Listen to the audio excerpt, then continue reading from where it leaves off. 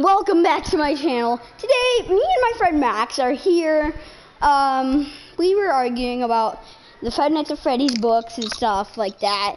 So I said we should start conducting series, and I said that's a perfect idea. Why don't we broadcast it? And so hey guys, it's me, the Game Got 3 Million, and today I'm here with my friend from school, and we are going to be conducting a theory about Five Nights at Freddy's. Alright, so you start the theory off, okay? You start it off. Alright, so as it says, this is his theory. Yes, as it says in the first book on page 3. Hold on, I can't get this page.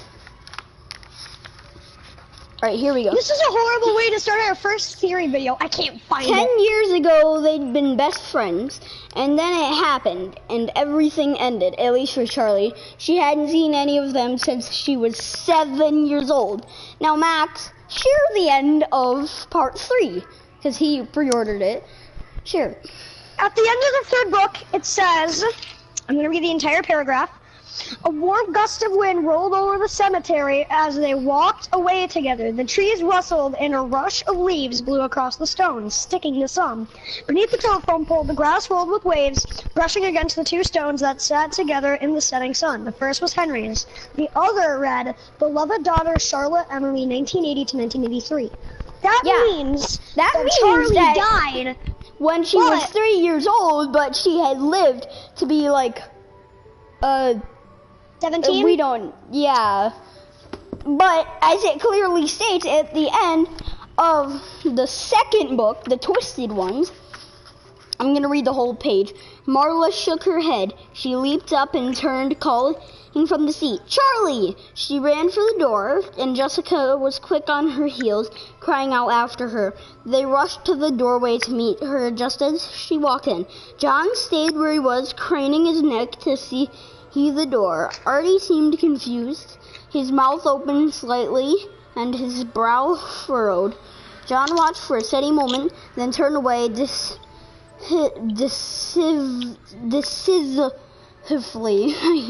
facing across the table with a grave expression. He didn't speak until Artie met his gaze. That's not Charlie. But she clearly walked through the door, but she died when she was 3, and it clearly states that she was 17 and 7 in the first book. So, how did that happen? We think that she was... The thing about Five Nights at Freddy's is that it's all weird and nothing makes sense. Yeah, I mean, even some of the words are just, like, wrong in the first book. So, like, Scott Cawthon didn't know how to write. It was the first book they made, okay? They're allowed to have errors. Yeah. Well, but it clearly states in the first book that she was 17, because 10 years since she was 7. And it also clearly states that she was 7, like I just explained. But also, in the second book, it says that she wasn't Charlie. Not Charlie. Yeah, but in the third book, it still says that she died when she was 3. Yeah, so how did that happen? Well, what me and Max personally think is that she got possessed by a demon, and the demon killed her inner soul when she was 3, obviously. So they put up a grave, but she was still possessed but her body and mind was still possessed by the demon. So her friends probably didn't know, because she could have been away when this happened. They probably didn't know that she was dead. Yeah. But they know in the third book. But also, one more thing. Why does Foxy give her mercy? As in the first book, on the first page, on part of the second page, it clearly states that it's Foxy. Because, you know, the hook. He sees me. Charlie dropped her to her hands and knees. She was wedged behind a row of arcade games, cramped in the crawl space between the consoles and the walls, tangled electrical cords and useless plugs strewn beneath her. She was cornered. The only way out was past the thing, and she wasn't fast enough to make it. She could see him stalking back and forth, catching flickers of movement through the gaps between the games. There was scarcely enough room to move, but she tried to crawl backward. Her foot caught on a cord. She stopped, contorting herself to carefully dislodge it.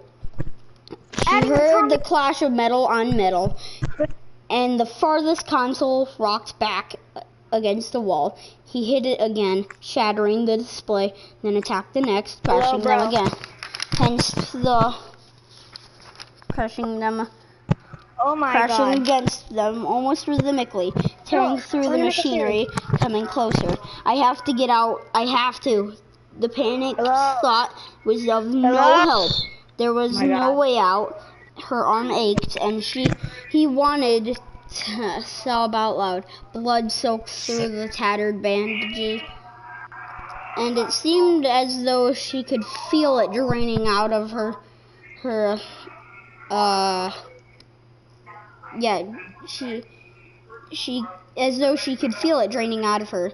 The console a few feet away crashed against the wall, and Charlie flinched. He was getting closer. She could hear the grinding of gears and clicking of servos. Even louder, eyes closed.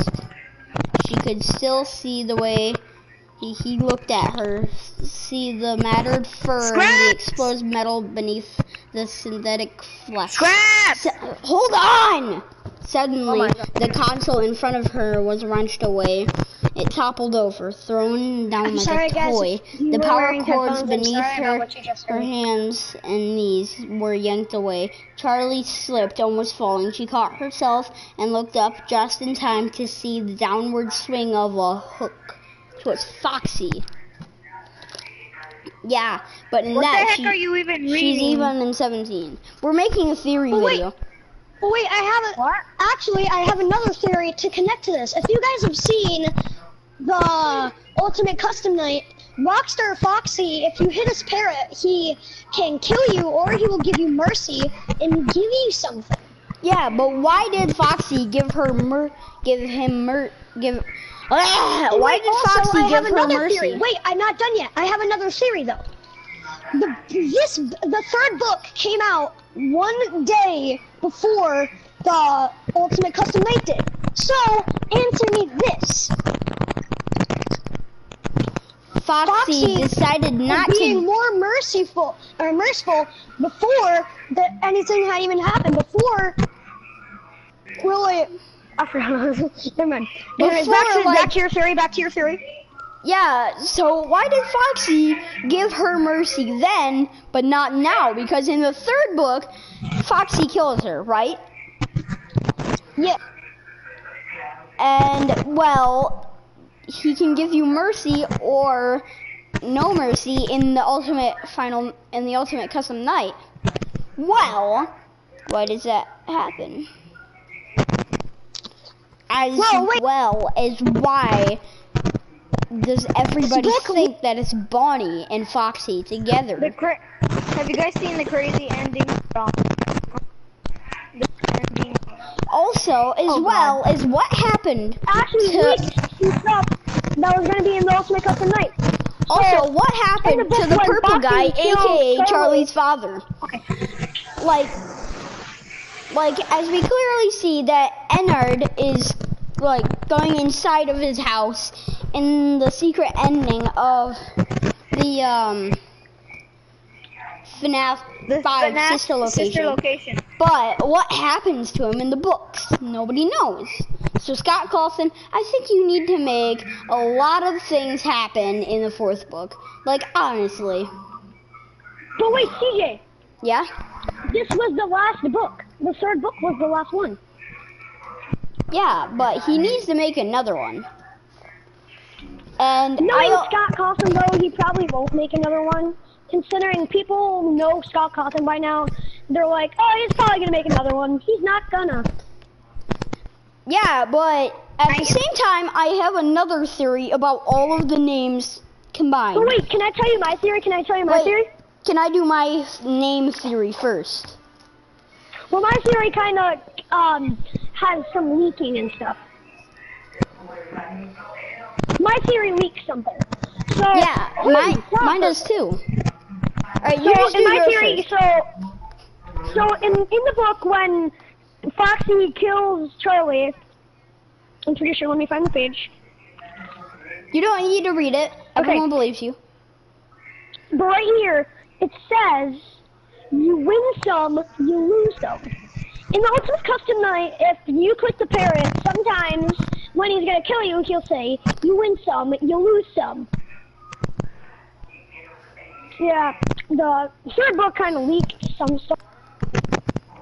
Anyways, Actually, you mean the Ultimate Custom Night, because remember, the Ultimate Custom Night came out a day before the book, the third book. No, the book came out a day before. Oh, okay. Ultimate Custom Night. I thought it was the other way around. But, No. can I tell my name theory yet?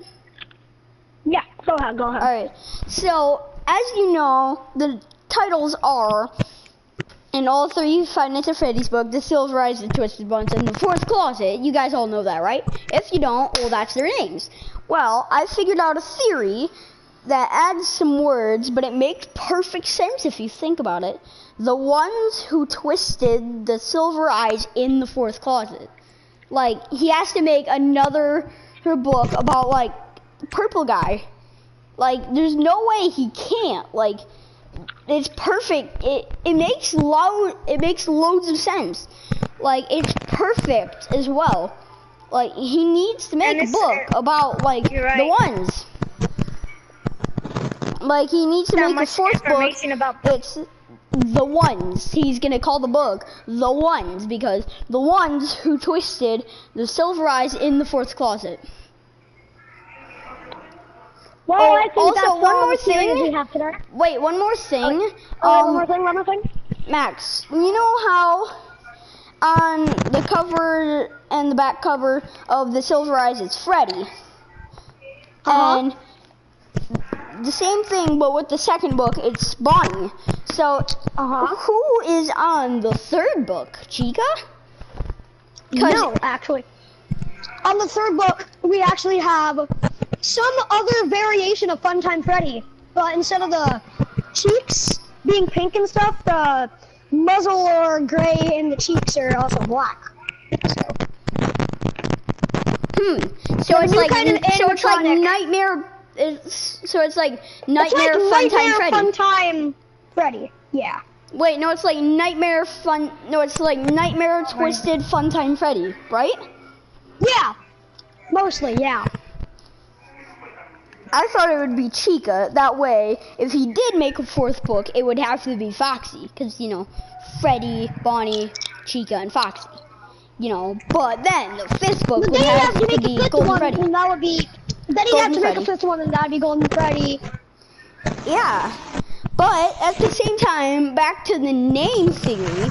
Like, what the heck is going on there?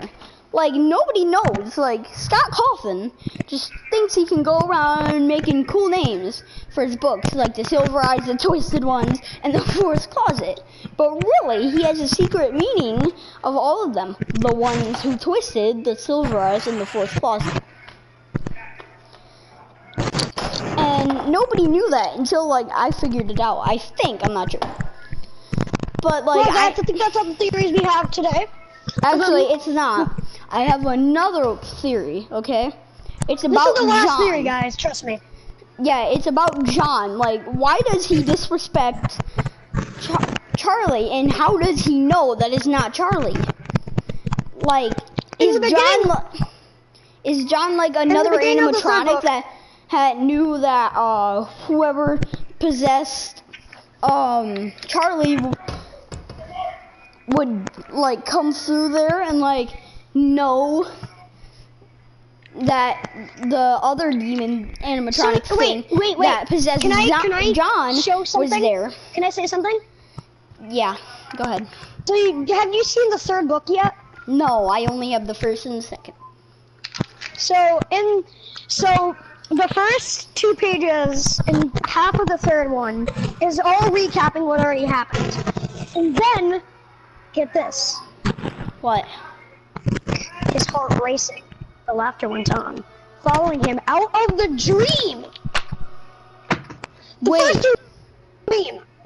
Wait, the first 2 books were a dream, just like the first 3 games. I just said was this. also a dream. Right here, it says, John jerked awake, his heart racing, the laughter went on, following him out of the dream, disoriented.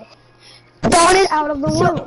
So the first 2 books were a dream, just like the first 3 games were also a dream. What is going on? Like, this is literally blowing my mind. I can't feel my head. I can't feel my heart beating. Bro, the first 3 games of FNAF were a dream?